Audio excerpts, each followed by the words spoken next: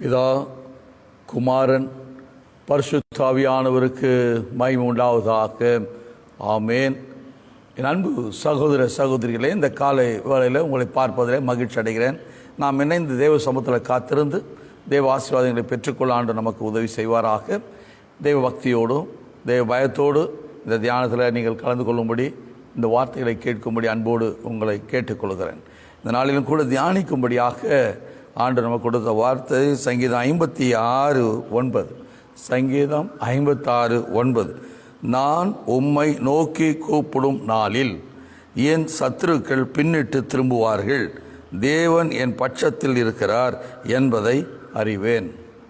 என் அன்பு சகோதர சகோதரிகளே, இந்த வார்த்தையில் நாம் தியானிக்கும்படியாக ஆண்டவரை கூப்பிட்டா ஆண்டவன் பக்கத்தில் இருக்கிறார் என்ற வார்த்தை நாம் ஜெபம் செய்வோம். அன்புள்ள இயேசு சுவாமி, நீ எப்பவுமே அன்புள்ளவராயிருக்க. எங்களுக்காய் மரித்து உயிர்த்து எழுந்ததுனால உங்களுடைய அன்பை நாங்கள் புரிந்து கொள்ள நீர் எங்களை ஆண்டவரே பக்குவப்படுத்தியிருக்கிறதுக்காக உமக்கு ஸ்தோத்திரம். அன்பின் தகப்பனே, உங்களுடைய ஒரே குமாரனாகிய இயேசு கிறிஸ்துவை எங்களை மீட்கும்படியாக அந்த உலகத்தில் அன்பு அனுப்பினதினால உங்களுடைய அன்பு விலையேறப்பட்டது என்பதை நாங்கள் புரிந்து கொள்ள கிருபை செய்திருக்கிறீர். அதற்காக உமக்கு ஸ்தோத்திரம். இந்த அன்பு தணிந்து போனதனால் சத்துருக்கள் பெருகி இருக்கிறார்கள். இந்த அன்பை புரிந்து கொள்ளாதனால தான் ஆண்டவரே எங்களுக்கு விரோதமாய் மக்கள் எழும்புகிறார். அன்பின் தகப்பனே, இந்த காலை தியான வேளையில் சத்துருக்கள் பெருகினதினால உடைந்து போயிருக்கிற மக்களை கண்ணோக்கி பார். எவ்வளவாய் நான் நேசித்தேன், எவ்வளவாய் அவர்களுக்கு நான் இறங்கினேன், ஆனாலும் அவர்கள் எனக்கு விரோதமாக எழும்புகிறார்கள் என்று சொல்லி கலங்குகிற உடைய பிள்ளைகள் பார் சுவாமி, கண்ணோக்கி பார். இந்த காலை தியான வேளையில் உடைய பிள்ளைகளோடு நீர் பேசும் ஆண்டவர். சோர்ந்து போயிருக்காங்க, உடைந்து போயிருக்கிறாங்கப்பா, கலங்கி கொண்டிருக்கிறாங்க. இன்று மன வலிமையை தாங்க. ஆண்டவர் எனக்கு ஒத்தாசையாயிருக்கிறார், ஆண்டவர் என் பட்சத்தில் இருக்கிறார், என் சத்துருகளுக்கு முன்பாக அவர் யுத்தம் பண்ணுவார் என்ற நம்பிக்கை உங்களுடைய பிள்ளைகளுக்கு நீர் இந்த கால வேளையில் தர வேண்டும் என்று செபிக்கிறேன். இந்த தியான வேளையில் நீர் பேசும், நாங்கள் கேட்கிறோம்.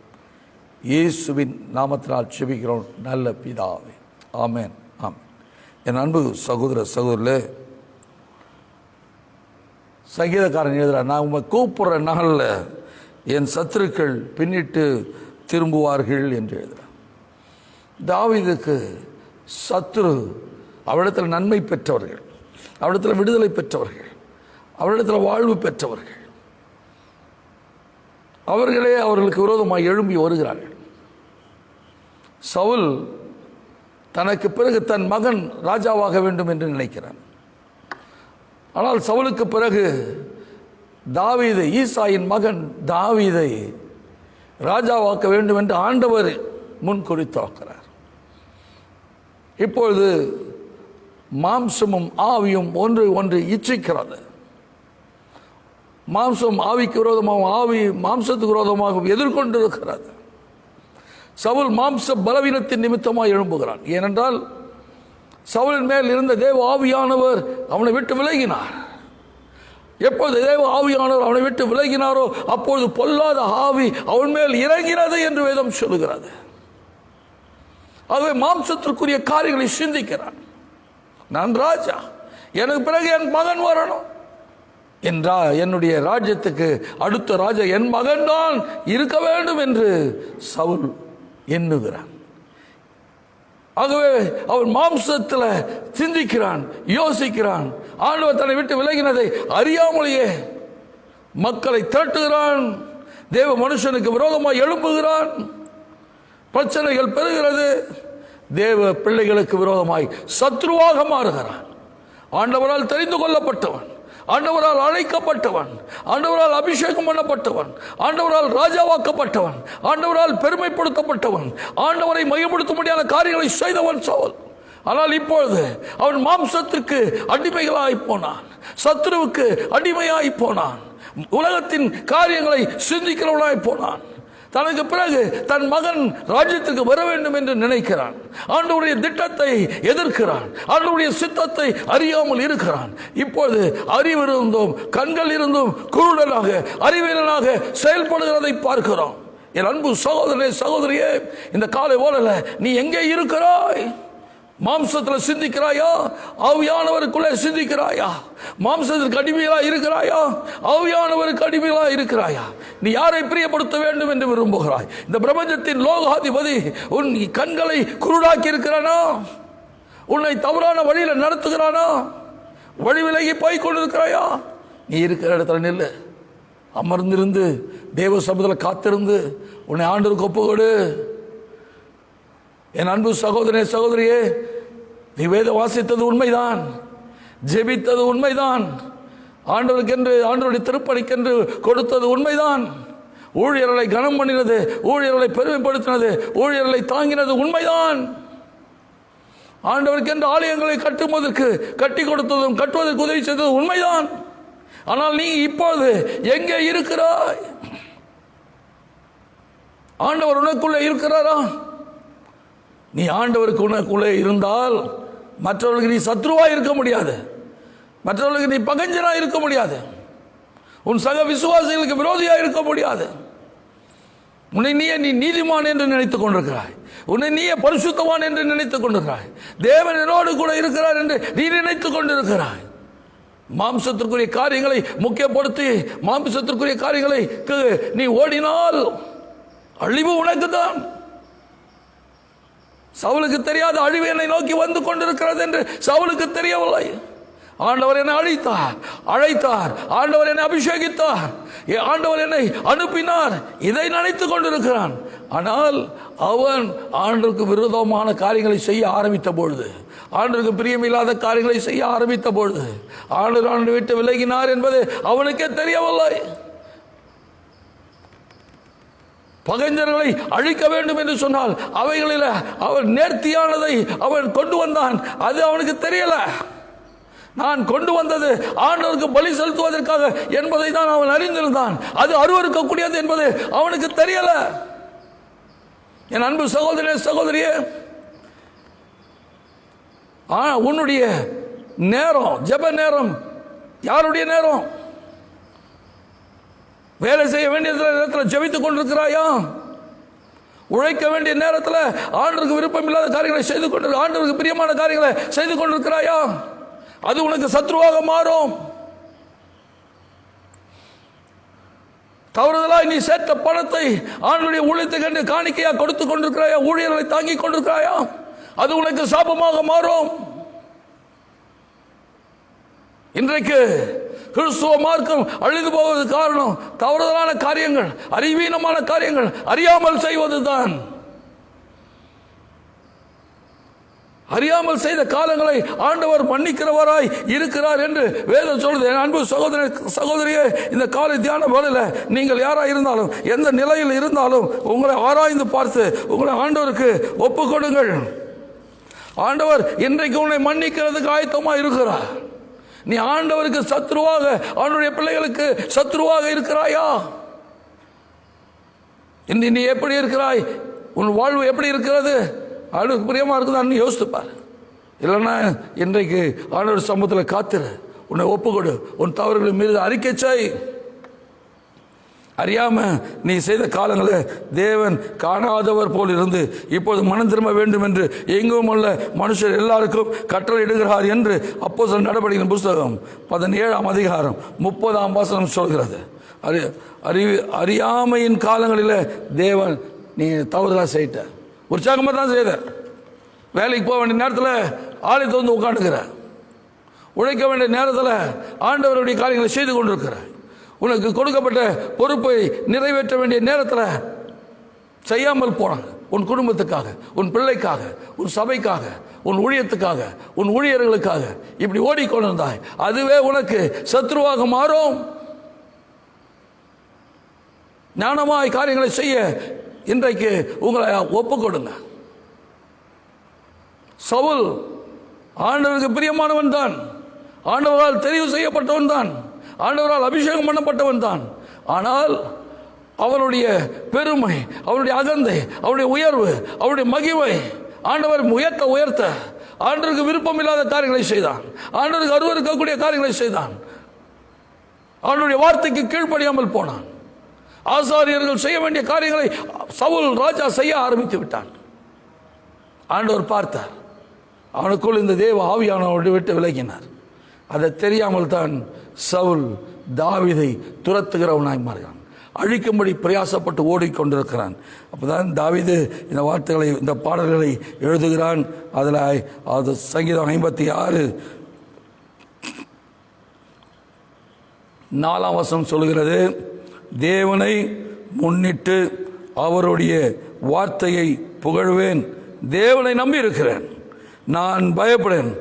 மாம்சமானவன் எனக்கு என்ன செய்வான்? தேவனால் அழைத்து அபிஷேகம் பண்ணப்பட்டவன் சவுல். இப்போது அவனுக்குள் இந்த தேவ ஆவியானவர் இல்லை. அவனுக்குள் மாம்சம் மேலோங்கி வந்து விட்டது. இப்பொழுது தேவ ஆவியினால் நடத்தப்படுகிற தாவீது சொல்லுகிறான், தேவன் என்னோடு கூட இருக்கிறான், இந்த மாம்சமானவன் எனக்கு என்ன செய்வான் என்று நிற்கிறான், நான் பயப்படேன்.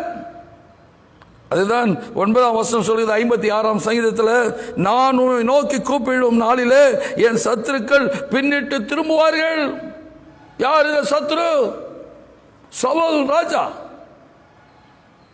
ஆண்டவரால் அழைக்கப்பட்டவன். மறுபடியும் அதை சொல்லுகிறேன், ஆண்டவரால் அழைக்கப்பட்டவன், ஆண்டவரால் அபிஷேகம் பண்ணப்பட்டவன், ஆண்டவரால் ராஜாவாக்கப்பட்டவன், ஆண்டவரால் உயர்த்தப்பட்டு நடத்தப்பட்டவன் இப்போது ஆண்டவருடைய பிள்ளைகளுக்கு விரோதமாய் சத்துருவாக இருக்கிறான். அதில் அந்த காலை தியான வேளையில் ஆண்டவர் உனக்காக தான் பேசிக் கொண்டிருக்கிறார். உன்னுடைய மருமகளுக்கு நீ சத்ருவாய் மாறி போனாயா? உன் மாமியாருக்கு சத்ருவாய் மாறி போனாயா? உன் மாமனாருக்கு சத்ருவாய் மாறி போனாயா? உன் மருமகனுக்கு சத்ருவாய் மாறி போனாயா? எப்போது மாறும் தெரியல.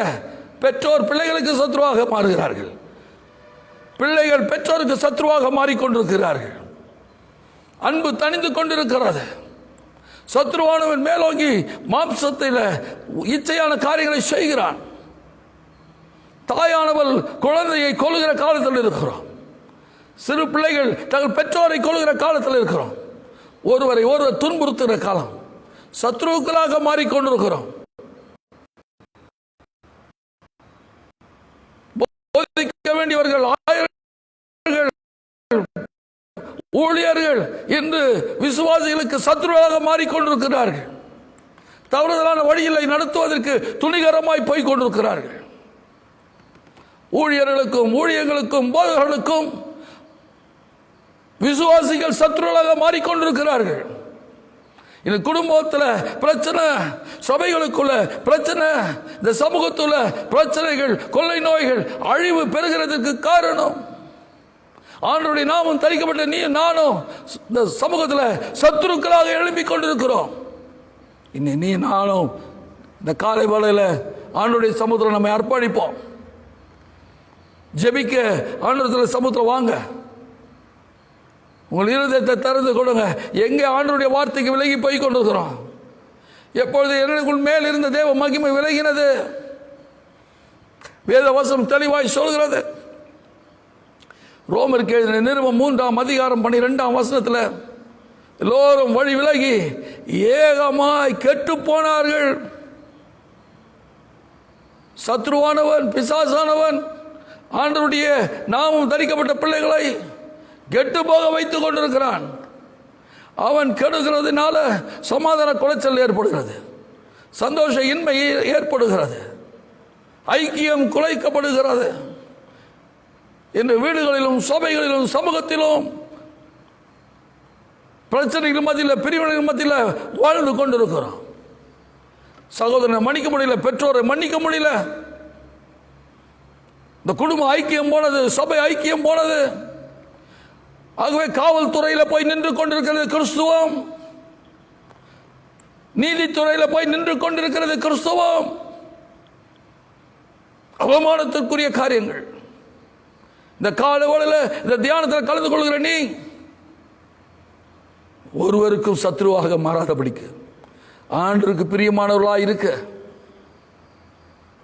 இந்த காலை வேளையில் உங்களை ஆராய்ந்து பாருங்க. உங்களை ஒப்பு கொடுங்க. போதும் இவ்வளோ காலம் இந்த மாம்சத்துக்கு முக்கியத்துவம் கொடுத்தது. தேவ ஆவியானவருக்கு முக்கியத்துவம் கொடுக்க உன் இருதயத்தை திறந்து கொடுங்க. இயேசுவே, தேவ ஆவியானவரே, என் உள்ளத்தில் வாங்க, கேளுங்க. தாவீது அழகாக நிற்கிறான். நான் ஆண்டவரை நோக்கி கூப்பிடுகிறேன், என் சத்துருக்கள் பின்னிட்டு திரும்புவார்கள். அப்போ எனக்கு தெரிகிறது, தேவன் என் பட்சத்தில் இருக்கிறார், அவர் என் பட்சத்தில் இருக்கிறார் என்பதை உணர்கிறேன், அறிகிறேன் என்று சொல்கிறான். தேவ பிள்ளையே, ஆண்டவன் பட்சத்தில் இருக்கிறார் என்ற அறிவு உனக்கு இருக்கிறதா? உணர்வு இருக்கிறதா? தெய்வ பக்தியோடு, தெய்வ பயத்தோடு தேவ சமூகத்தில் காத்திருப்போம். தேவன் நம் பட்சத்தில் இருக்கிற அவர் விரும்புகிறார். அதற்கு பாத்திரவான்களாய் நாம் இருக்கிறோமா? தேவன் நம்மேல் பிரியமாய் இருக்க விரும்புகிறார். அவர் பிரியமாய் இருக்கிறவர். ஆனால் என்னுடைய பேச்சு, நடத்த, வாழ்வு அவர் என் மேல் பிரியமா இருக்கிறதுக்கு தகுதியா இருக்கிறதா? ரோமர் நிறுவம் 8:31 சொல்லுகிறது, தேவன் என் பட்சத்தில் இருந்தால் எனக்கு விரோதமாக இருப்பவன் யார் என்று சொல்லுகிறது. அவர் உன் பட்சத்தில் இருக்கிறார், பயப்படாத. அதுதான் சொன்னார், பிரச்சனை எங்கிருந்து வரல, என் வீட்டிலிருந்தே வருகிறது என்று எழுதுகிறார். சத்துருக்கள் எங்க இல்லை, என்னை சார்ந்தவர்களிடத்திலே என் நாம, ஆண்டவரின் நாமம் தரிக்கப்பட்ட இடத்திலிருந்தே சத்துருக்கள் எழும்புகிறார்கள் சொல்றார். இந்த காலை வேளையில் நாம் ஆண்டவருக்கு பிரியமாயிருக்க ஒப்பு கொடுக்கலாம். ஆண்டவருக்கும் ஆண்டவருடைய பிள்ளைகளுக்கும் ஆண்டவருடைய ஊழியர்களுக்கும் சத்துருக்களாக இராதபடிக்கு உன்னை ஆண்டவருக்கு ஒப்பு ஜெபம் செய்வோம். எங்களை நேசிக்கிறதான் அன்பின் தகப்பனே, இந்த காலை தியான வேளையில் உடைய பிள்ளைகளுக்காக செபிக்கிறையா. இந்த வார்த்தை கேட்டுக்கொண்டிருக்கும் போது, ஐயோ நான் என் வீட்டுக்கு நானே சத்ருவாக இருக்கிறேனேன்னு சொல்லி ஆண்டவர் உணர்கிற நம்முடைய பிள்ளைகளோடு தொடர்ந்து பேசுங்க.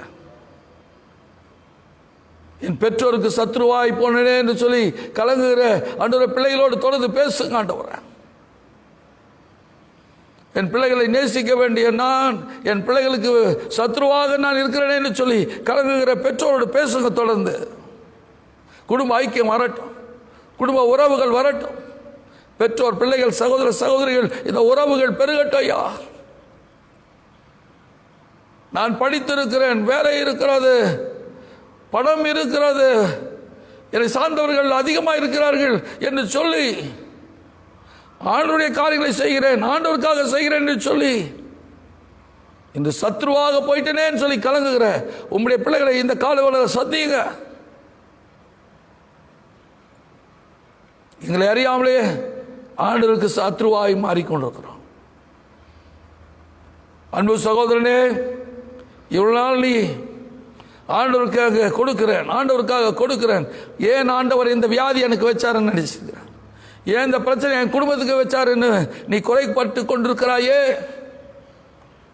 நீ ஆண்டவருக்காக கொடுத்தது, ஆண்டவருக்காக வந்ததெல்லாம் நீயே ஆண்டவருக்கு சத்ருவாக மாறிக்கொண்டிருக்கிறாய். இந்த காலை வேளையில் ஆண்டவருடைய சமூகத்தில் உள்ள இருதயத்தை திறந்து கொடு. சத்தியத்தை அறிவீர்கள், சத்தியம் உங்களை விடுதலையாக்கும் என்று வேதம் சொல்லுகிறது. ஆண்டவருடைய வார்த்தையை அறிந்து இன்று சத்ருவாய் இருக்கிற உன்னை ஆண்டவருக்கு ஒப்புக்கொடு. ஆண்டவர் உனக்குள்ளே வருவார். உன் தவறுகள், மீறுதல்கள், அறியாமையில் செய்த காரியங்களை மன்னித்து அவருடைய மகளாக முத்திரிப்பார். உங்களுக்கு தொடர்ந்து வந்து கொண்டிருக்கிற சாப கட்டுக்கு விடுதலை, சாப கட்டிலிருந்து நீங்கள் விடுதலை பெறுவீர்கள். இந்த வியாதியின் படுகையில் ஆண்டவர் உங்களை மாற்றி போடுவார். சோர்ந்து போகாத. ஆண்டவருக்கு பிரியமில்லாத காரியங்களை செய்கிறதுனால் ஆண்டவருடைய பிள்ளைகளுக்கு, சபைகளுக்கு சத்ருவாக இருந்து கொண்டிருக்கிறோம். இந்த காலை வேளையில் உணர்வடைகள். ஆவியானவர்களோடு பேசிக் கொண்டிருக்கிறார். அவருக்கு இடம் கொடு. அவர்களே பெற்ற அந்த பரிசுத்தமான ரத்தத்தினால் கழுவி சுத்திகரிக்கப்பட உங்களை அர்ப்பணி. இந்த காலை வேளையில் உங்களை ஆண்டவர் நேசிக்கிறார். சோர்ந்து போகாது. இந்த பிரிந்திருக்கிற குடும்பங்களை ஒருங்கிணைக்கிறவர் அவர். உன்னை ஆண்டவருக்கு ஒப்பு கொடு, உன் குடும்ப சமாதானத்துக்குள்ள வரும். சோர்ந்து போகாது, கலங்காது. உழைந்து போய் ஏன் இருக்கிறாய்? எவ்வளவாய் வேத்த வாசித்த, எவ்வளவாய் ஜபத்த, எவ்வளவாய் ஆண்டவருக்கு என்று நேரத்தை கொடுத்தேன், என் தாளந்துகளை கொடுத்தேன். ஆனால் இந்த வியாதி என்னை அலக்கழிக்கிறது, மரணத்துக்கு ஏதுவான வியாதியாக இருக்கிறது என்று கலங்கி கொடுக்கிற என் அன்பு சகோதரனே, இந்த கால வேளையில் ஆண்டவருக்கு உன்னை ஒப்புக்கொடு. இந்த வார்த்தையை கேட்டுக்கொண்டிருக்கும் போது, ஆண்டவரே உங்களுக்கு மனநோக்கும்படியாய் நான் பேசினது செய்ததை மன்னியுங்க. ஆண்டவருடைய நாமம் தரிக்கப்பட்ட பிள்ளைகளுக்கு விரோதமாய், ஊழியர்களுக்கு விரோதமாய், ஊழியர்களுக்கு விரோதமாய் நின்றதை மன்னியுங்கன்னு சொல்லி ஆண்டவரை கேளு. உன் வியாதியின் கூறுகளை ஆண்டவர் சுட்டரிக்கிறவர். அவர் உன்னை நேசிக்கிறார். அவர் விட்டு விலகி போகாத. விலகி போனது போதும். ரோமர்கள் நிருபம் 3ஆம் அதிகாரம் 23ஆம் வசனம் சொல்லுகிறது, அவருடைய வழியை விட்டு விலகி தேவ மகிமையற்றவர்களாய் போயிட்டோமே என்று கலங்கு. என் அன்பு சகோதரி, தொடர்ந்து ஆண்டவரோடு பேசு. ஆண்டவர் இழந்து போன அந்த தேவ மகிமை மறுபடியும் உண்மையில் வைப்பார். தொடர்ந்து உங்களுடைய பிள்ளைகளோடு பேசுங்க. ஆண்டவர் நன்றி இயேசு சுவாமி. இம்மட்டு கிருபையாய் உடைய பிள்ளைகளை தாங்கி பராமரித்து வழிநடத்தி வருவதற்காய் ஸ்தோத்திரம். இன்று உமக்கு பிரியமானவர்களாய் மாறட்டும், உம்மை மையப்படுத்துவர்களாய் மாறட்டும். பிறந்த நாள், திருமண நாளை கண்டு உமக்கு நன்றி செலுத்துகிற உடைய பிள்ளைகளுக்காய் ஸ்தோத்திரம். தொடர்ந்து இந்த புதிய ஆண்டு ஆசீர்வாதமாக அமையட்டும் ஐயா. இந்த புதிய ஆண்டில் அவருடைய தேவைகள், எதிர்பார்ப்புகளை சந்தையும் ஆண்டவர் குறையாதபடிக்கு உடைய பிள்ளைகள் இந்த ஆண்டு சுகன் பலன் ஆரோக்கியத்தோடு உம்மை பிரியப்படுத்துவர்களாய் மாறட்டும். இந்த நாள் ஒரு ஆசீர்வாதத்தினால மாற்றுங்க சுவாமி. இந்த நாளிலே உடைய பிள்ளைகளுக்கு முன்பாக சென்று கோணலானவர்களை செவையாக்கி உடைய பிள்ளைகளை சமாதானத்துக்குள்ளோ, சந்தோஷத்தோடு, ஐக்கியத்தோடு உம்மை பிரதிபலிக்கிறவர்களாக இருக்க அவர்களோடு நீ பயணிக்க வேண்டும் என்று ஒப்புக் கொடுக்கிறேன். இயேசு கிறிஸ்துவின் நாமத்தினால் செபிக்கிறேன் நல்ல பிதாவே, ஆமேன், ஆமேன். நமது ஆண்டவராகிய இயேசு கிறிஸ்துவின் கிருபையும் பிதாவாகிய தேவனுடைய அன்பும் பரிசுத்த ஆவியானவருடைய அந்யோன்ய ஐக்கியமும் வழி நடத்துகிறோம் நம்மோடு கூட இன்றும் என்றும் சதா நாட்களிலும் இருப்பதாக.